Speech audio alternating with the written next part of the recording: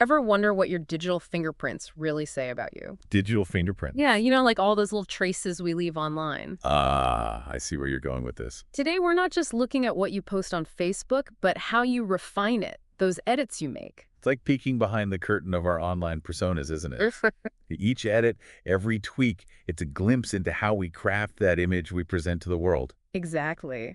We're diving into your edited Facebook posts from September 16th, 2023 to September 15th, 2024. A whole year's worth of revisions. Think of it this way. Your posts are the final masterpiece, but we're interested in the rough sketches, the layers underneath.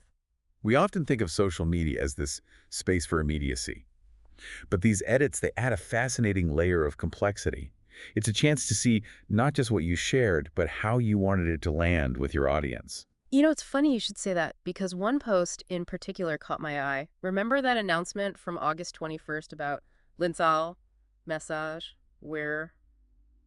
Let me think. Oh, yes, that one had quite a few revisions. Yeah, it seemed like you were really choosing your words carefully, almost like you were conducting an orchestra of information or something. Well, with a topic like that, clarity is key, right? Making sure the information is accurate and easy to understand. But it does make you wonder. Have you noticed yourself becoming more detail-oriented in other areas of your life? Maybe this focus on editing is part of a larger trend. Now that you mention it, I did notice your editing frequency saw an uptick in early 2024. Could there be a connection there? It's certainly possible. As your online presence grew, maybe you became more aware of your audience, how your words might be received. Like the stakes were getting higher. In a way, yes. It's like anything else, the more we practice a skill, the more refined our approach becomes. So in a way, you've been leveling up your communication skills both online and offline, which actually leads us to another fascinating shift. Okay, so picture this. July 2024 rolls around and bam, your posts take a hard left turn. Gone are the tech talks, the coding conundrums, and in their place, music. A digital symphony of sorts. You could say that. We see mentions of, ooh, Chabot Bug, all these intriguing musical tidbits start popping up. What's with this sudden urge to break into song? Or at least, post about it. You'll remember you attended the 2024 Google C around that same time, right? Yeah, you think that might have something to do with it. It's fascinating how these real-life experiences, especially one so full of sensory stimulation, can reignite passions we might not even realize we had. Or maybe even spark entirely new ones. Like that event tuned you into a whole new frequency, and suddenly music became this new language for you to explore and share online. Exactly. It's less about the music itself and more about what this shift reveals about you. Which is? Well, it suggests an openness to new experiences, a willingness to dive into unfamiliar territory and embrace whatever resonates with you. And that's pretty cool to see. It's like you're saying, hey, this is me now, and I'm not afraid to share it with the world. Which actually makes our next discovery even more interesting. Because then there are these posts where you consciously avoid using any AI assistance. Ah, yes, those "no AI used here" tags.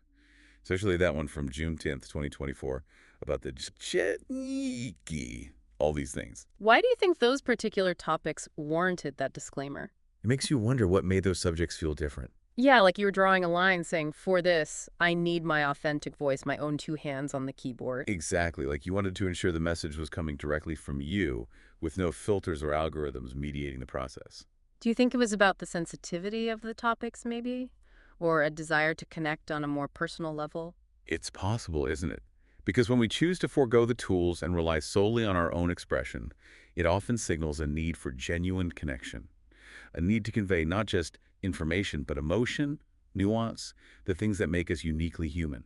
So it's not just communication, it's a statement.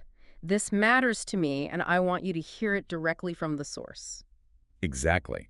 It's almost like reclaiming ownership over your narrative in a world that often feels increasingly automated. Yeah. But what stands out to you about this choice?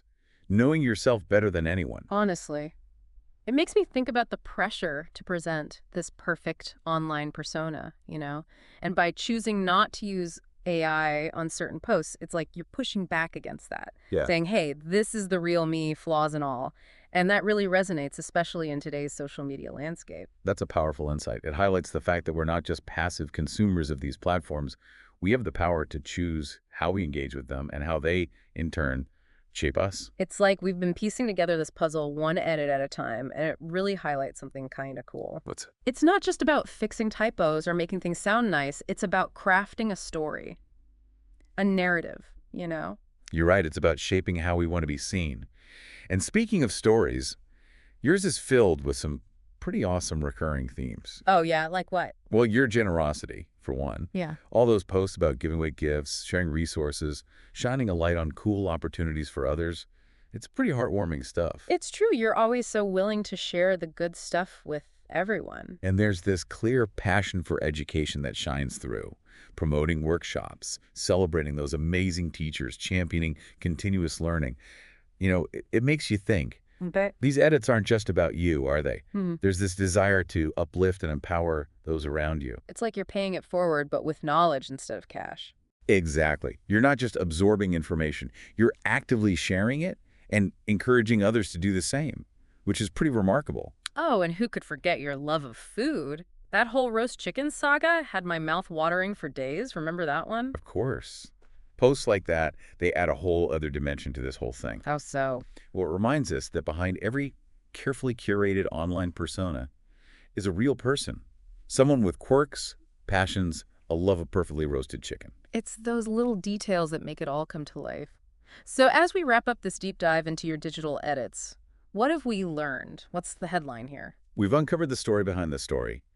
These edits, they weren't just about correcting typos. They were about shaping a narrative, one that reflects your genuine self, your generosity, your dedication to learning, your connection to your community. It makes you realize that every click, every like, every edit, it all adds up. It paints a picture, whether we realize it or not. So to you listening, what will your digital footprint reveal? Think about it.